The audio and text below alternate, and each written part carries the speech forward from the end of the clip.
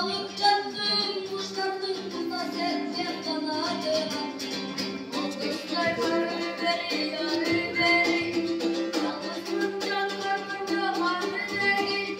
Dikdörtgen kayramayla çekil kaptılar. Güzel kaptılar sağlık veri. Kırk çeşitlerin uçu benim nabalıvam.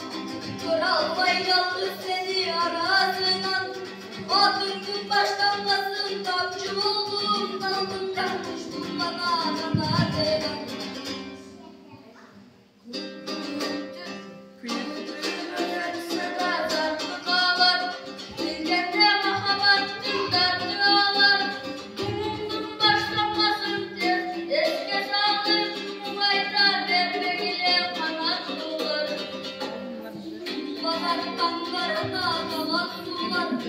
Büyüttüğüne çıral baylar attılar. Umundum başlatmasın eski sağlığım. Bu maylar evrenle anlattılar. Çok geldi yaşım deyip bilenleri. Elbette gelmezse hadi berlendim.